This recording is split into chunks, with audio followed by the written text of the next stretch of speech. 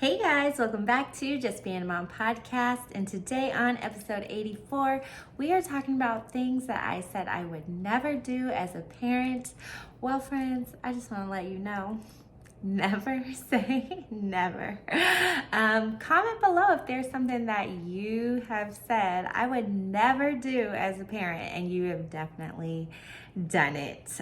Before we get started, don't forget to like, subscribe, and hit that bell for notifications so you never miss a video. You never want to miss the podcast episode. That's something you don't want to do. You just don't want to miss it. So subscribe. Okay. So let's get started. Disclaimer before disclaimer. Do not judge me. Okay? This is a judge-free zone. This is what my podcast is about. It's not about judging people. It's about accepting people where they are, accepting moms where they are, accepting moms, letting moms do what they want to do with their kids. That is what this podcast is about. So, but that being said, I'm still going to do a lot of explaining myself because I don't want y'all to judge me anyways. Okay.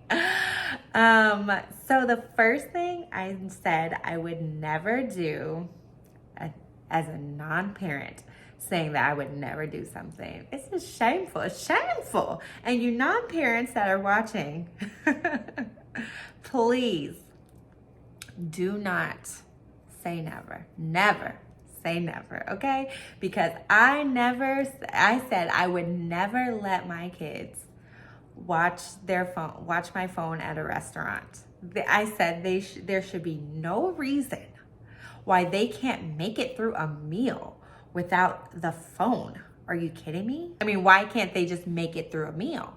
Why do they need this device? They can't sit and eat and make it through a meal? No, they cannot. They cannot make it through a meal, okay? My kids, once we sit down, okay, we order the food, remove the salt and the pepper and all the condiments. We put them on another place, at another table, okay? Because we don't need those. Those get everywhere. And then we order the food immediately. And then we immediately turn to the app on our phone. Homer to be exact. Great app, not an ad. We go to the app. My husband has one on his, I have one on mine, one for two, and they both sit there and they are quiet, okay? And they stay on the phone the whole time, the whole meal, because otherwise, okay? You should have seen us when the phone was about to die, okay? It's just a mess. And the thing is I literally did try. We've tried to make it through meals without the phone, you know? We have made it through meals without the phone. The phone just makes it easier, more pleasant, a better dining out experience. That's all I can say. Try it, okay? I used to judge parents. I can't even believe I used to do that. I used to judge parents when I would see them out, their kid, they'd be eating dinner, the kid's on the phone. I'm like, my kid is never. They're gonna sit down and eat this meal, okay? That I paid good money for, okay? Little did I know. Immediately. Make sure the phone is charged. If you know you're about to go out to eat, charge the phone, okay? Make sure it's charged. I've been in some sticky situations now. You want to make sure the phone is charged. You want to make sure you got pre-snacks, okay? You don't want them waiting too long. That's why you got to order food right when they get there. I'm spitting game, honestly, okay? You want to be ready. Do not let kids ruin your dining out experience, okay? They do not have to ruin it for you. You can give them the phone, order once you get there. Everybody's eating, yum, yum, yum. I get to talk to my spouse. How's your day? What's life been like? It's like we're on a date. They're not even there. They are on the phone. Judge me. Anyways, number 2, definitely don't judge me for this one. I said I would never hit my kids.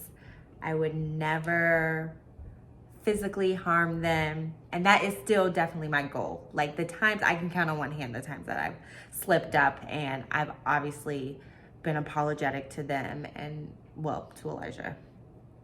Kenny's like 1.5. So I have no reason to, like he doesn't make me that upset. Okay. So, I am not proud. I am not, it's not a behavior that I continue. It's definitely something that I've done out of anger. It's just, it happened. Like, I was like, so angry. And that's what happens usually. People don't like to admit it, but usually when you hit your kid, you're angry.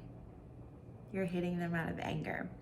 But I admit that that's why I hit my kid, the times that I've hit them. And there's just some things, triggers that I have to work on, and there's some anger that I have to work on, and there's some trauma that I have to work on in therapy, and I'm still working that out with my therapist. Okay. And if you have the same problem, they probably are doing something that is triggering, that is like your response is to, I'm gonna smack you. Okay. So definitely look into it. Like, therapy definitely helps. Anger management. You don't have to be this angry person to go to anger management. You don't. There's some traumas, there's some triggers that are triggering you. You were hit as a child probably. It's like, for some reason, it's acceptable to hit children. You can't hit cars, you can't hit other adults, you can't hit pets, but you can hit your kids. Like, come on. Like, let's all do better. Collectively, we do not, there's other ways. I mean, look, I say I don't judge, okay? Do what you want to with yours. But what I do with mine, I never want to hit them. You know, it's not something that I ever want to do. It's not something that I want to continue. It's not something that I am proud of. But I think that repairing after I have hit them has helped. Like, you know, I apologize. You should never hit. It's never okay to hit, you know, because I can't tell him not to hit someone and I'm like hitting him. That's not fair. There's other better consequences. There's better ways to teach them the correct behavior. That's my spiel on hitting. I have a whole episode about positive disciplining. I will link it below. And definitely check it out if you want. But yeah, and so number 3, the last thing I always said I would do was be the best mom ever. You guys, I am mediocre at best. Okay. I thought I would be killing it. Okay. I used to be a preschool teacher. I know how to have fun. I know how to do art. I know how to do sensory. I know how to do all the things with kids all day, all the games, all the cool activities, all the learning, emotionally supportive. You know, I was going to be the best mom ever. And I am barely.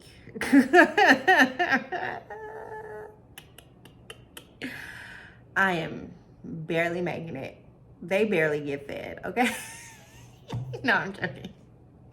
Don't send CPS after me. They get fed. I could do a lot better with what they're eating. I could do a lot better in tons of areas. Okay, I could do a lot better with the homeschool activities. I used to post homeschool activities. I'll post one below. I used to post so many activities, but let me tell you, it is a lot easier when you have one baby than when you have two babies, okay? And when you're trying to work at the same time, it is really hard, and a lot of things fall by the wayside. If anyone has more than one kid, they know, crap, if anyone has just one, you know how hard it is with just one, okay? So, yeah, it's like, I just honestly thought I would be killing it. And unfortunately, that's not how the cookie has crumbled. I am grasping for straws here. I literally and figuratively. I just really wanted to be a good mom so bad because I was such a good teacher. I mean, I thought I was a good teacher. That's all that matters. I thought I was a good teacher. And the parents, they loved me. But I, working for 8 hours a day, 5 days a week it's not even in comparison to what the consistency of parenting is. It's nonstop, 24/7. And I care about these two kids a lot more than I cared about the other kids. And I loved the other kids. Like, I love them, but you love your own a lot more. Sorry. But yeah, those are 3 things I just honestly never thought I would do or say, or, I was just like, I will never give my kid a phone. I will never hit my kid. And I'm just going to be the best mom ever. Like, how dumb was I? Okay? Crazy. And I used to judge. Horrible. But that is the reason I started this podcast, because there are other moms, not even non-parents, moms who look at other parents and they're like, why are they doing that with their kid? Why did they do that? Why did they do that? Let them parent their kid. I say this almost every episode. God gave you this specific child because this specific child needed to grow up with what you have to offer. So you need to come into parenting being authentically you 1,000%, and you can't try to be anyone else. You have to be yourself because your kid needs you. Not what the author wrote in that book, not what the article said, not what they said on Instagram. You have to show up for your child as you every single day, because they need you. They don't need Samantha down the street, okay? They don't need her. They don't need 70, okay? They don't need to hear what she has to say. They only want to hear what you got to say, okay? All right, guys, that's all for this episode. I hope it was helpful. I hope I gave you a little bit of encouragement to just be you, be the parent you're supposed to be, not the parent someone else is supposed to be. And I love you guys. Thanks for tuning in today. Don't forget to tune in next week. Also, don't forget to like and subscribe. And I will see you guys next week. Bye. Thanks for watching. Don't forget to like, subscribe, and hit that bell for notifications. See you next time.